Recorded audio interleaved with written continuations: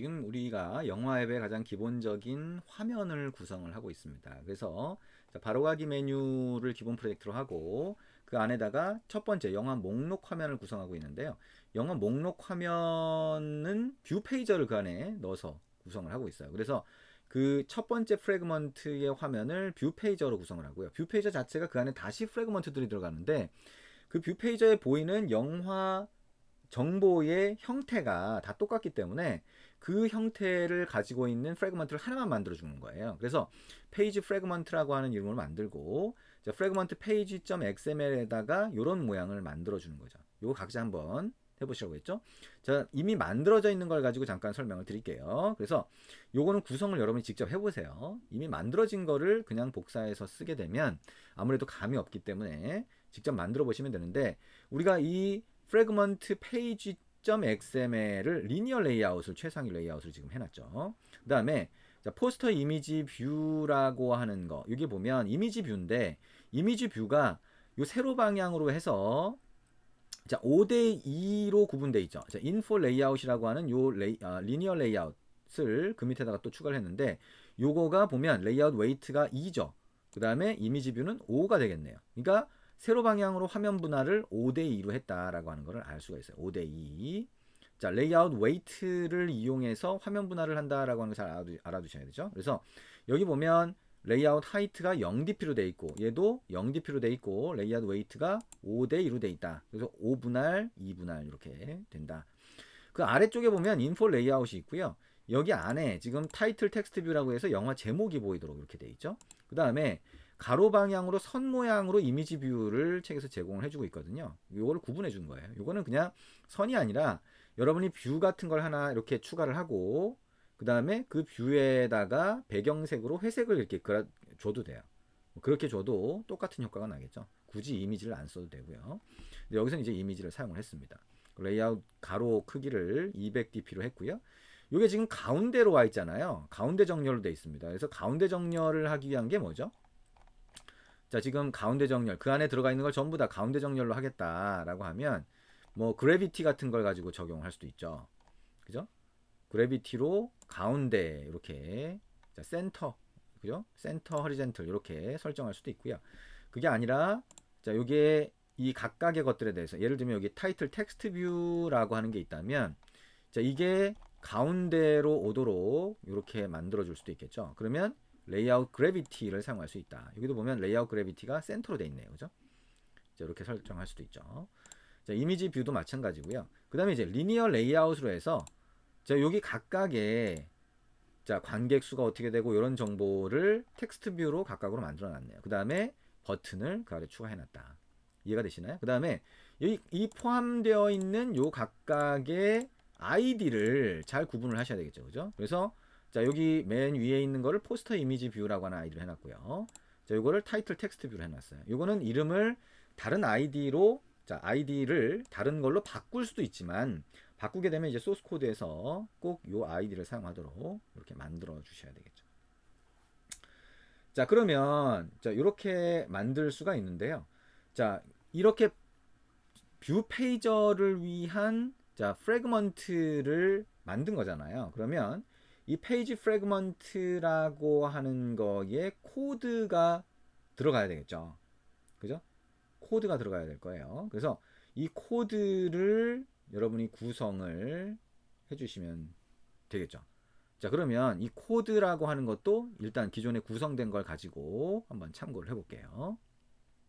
자, 우리 프래그먼트 쪽에, 페이지 프래그먼트 쪽에 가보면 우리 기존 걸 그냥 복사를 해놔서 자, 여기 온 크리에이트 뷰에서 자, 인플레이터를 이용해서 프래그먼트 페이지하고 이렇게 같이 한 쌍으로 묶어주는 코드밖에 없죠. 여기다가 코드를 한번 넣어줄 수 있을 거예요. 자, 한번 같이 넣어보죠. 그러면 자, 일단 이 페이지 프래그먼트라고 하는 걸 이용해서 새로운 프래그먼트 객체를 하나 만들고 그 다음에 또 다른 걸 만들고 이렇게 계속 만들 수가 있겠죠. 근데 만들 때 우리 여기 이제 이 프래그먼트 화면에다가 여기 이미지도 설정해주고 그 다음에 여기 영화 제목도 설정해주고 하고 싶다라고 하면 여기에 new instance라고 하는 함수를 추가해서 그 함수를 호출하도록 만들 수가 있어요. 그래서 그거를 클래스 이름으로 호출할 수 있도록 컴패니언 오브젝트 안에다가 넣어줄 수가 있죠. 자, 무슨 얘기냐면, 자, 요거를 페이지 프래그먼트라고 하는 걸 그러니까 새로운 객체로 만들기 위해서 생성자 함수를 호출해 주는 게 아니라 new instance라고 하는 함수. 근데 그 함수는 자, 클래스 이름으로 접근할 수 있다라고 하는 거. 그래서 컴패니언 오브젝트라고 하는 거 안에다 집어넣으면 동방객체라고 해서 클래스 이름으로 접근할 수 있다라고 하는 거 알고 계시죠? 그래서 여기다가 자, 컴패니언 오브젝트라고 하고 여기에다가 자, 함수를 하나 추가할 거예요. 그래서 펑션 new instance 이렇게 하나 추가를 하는 거죠. 그죠? new instance라고 하나 추가를 하고 그다음에 여기다가 우리가 전달하고 싶은 데이터를 파라미터로 전달을 받을 거예요. 그러니까 이 프래그먼트로 전달하고 싶은 데이터를 이쪽으로 전달하도록 할 거죠. 그러면 여기다가 자, 이미지 id라는 이름으로 파라미터를 하나 전달을 받고 자, int 자, 이미지 파일을 가리키는 게 int 타입, 즉 정수 타입으로 이미지 파일을 가리키죠. 꼭 포인터처럼. 그래서 int가 되는 거고요. 그다음에 영화 제목이 되겠죠. 타이틀 이렇게 되겠네요. 자, 이게 널 값일 수도 있다라고 하면 물음표를 한번 붙여봐 줄게요. 널 값이 아니게 할 수도 있고 널 값이게 할 수도 있고 상관은 없겠죠. 그 다음에 여기에 details 1이라고 해볼게요.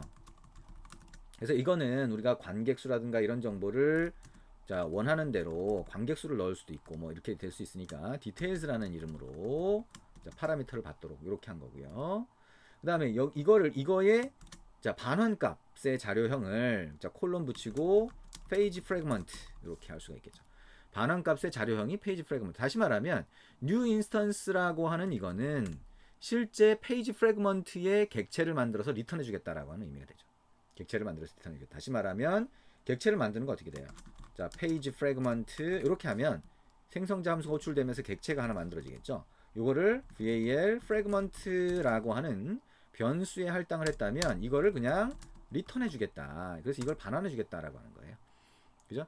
이렇게 반환해 주는 이런 함수가 new instance다. 그래서 이렇게 프래그먼트를 만드는 게 아니라 페이지 프래그먼트 .new instance를 호출해서 만들어라. 그러면서 파라미터를 넘겨주시면 된다. 그러면 이 파라미터는 프래그먼트가 처음에 사용자한테 보여질 때 그때 사용이 되겠죠.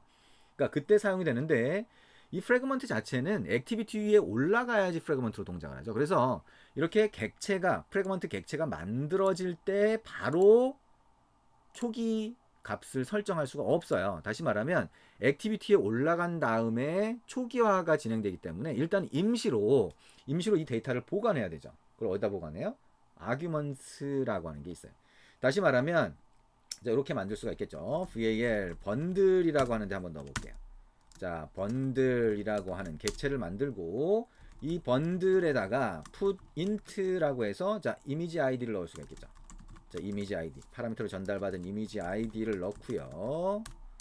그 다음에 또 번들.put string이라고 해서 자, 여기 번들이라고 하는 거는 키 밸류로 되어 있기 때문에 여기에 자, 키에 해당하는 값을 타이틀 자, 밸류에 해당하는 거를 파라미터로 전달받은 타이틀로 집어넣어 주는 거죠. 타이틀 변수, 즉 파라미터를 받은 변수 또는 상수 안에 들어가 있는 값을 넣어준다. 그 다음에 pushString이라고 하고 마찬가지로 details 1이라고 하고 details 1 이렇게 해주면 되겠죠. 그 다음에 똑같이 pushString details 2 details 2가 된다. 자, 이렇게 넣을 수가 있고요. 요 번들을 자, 프래그먼트 객체 우리가 만들었잖아요. 이것 점 arguments라고 하는 데다 넣어주는 거예요. arguments. 이렇게 넣어주는 이유가 뭐다? 자, 아직 프래그먼트가 객체로 만들었다고 하더라도 프래그먼트로 동작하지 않는다. 그죠? 프래그먼트는 액티비티에 올라갔을 때부터 동작하기 때문에. 그러면 액티비티에 올라가서 초기화가 진행되는데 그때 사용할 임시 데이터로 arguments를 넣어준 거다. 이해가 되시나요? 네. 자, 이렇게 넣어줬다라고 하면 자, 이게 컴패니언 오브젝트로 되어 있죠. 이렇게 넣어준 데이터를 보관하고 있을 변수가 다시 말하면 속성이 페이지 프래그먼트 안에 있어야 되겠죠. 자, 이건 임시로 이렇게 넣어준 거고요. 임시로 넣어준 거를 이제 실제로 나중에 넣어주겠죠. 그 변수를 만들어 봅니다. 자, 이미지 아이디 있어야 될 거고요. 이걸 일단 0으로 하고요. 그 다음에 타이틀 있어야 되겠죠. 자, 처음엔 널 값으로 초기화를 해주고요. 그 다음에 뭐가 있었어요? 디테일즈 1이 있었고, 자, 그 다음에 디테일즈 2가 있었죠. 자, 이렇게 있었습니다. 그죠? 자, 이렇게 변수 4개, 즉 이거를 속성이라고 해야 되겠죠. 자, 속성 4개를 추가를 했어요. 이 속성 4개를 추가를 했고, 이 속성 4개가 어떻게 되는 거예요? 자, 이제 onCreate 뷰가 있는데 onCreate 뷰 전에 자, 실제 액티비티에 올라가서 이 프래그먼트가 초기화되는 시점에 onCreate가 호출되거든요. 그래서 여기다가 onCreate를 추가하고 거기서 자, 우리 임시로 집어넣은 이 아규먼트에 있는 거를 실제 이 프래그먼트의 속성에다가 할당을 해줄 거예요. 자, 조금 이따 이어서 해보도록 하겠습니다.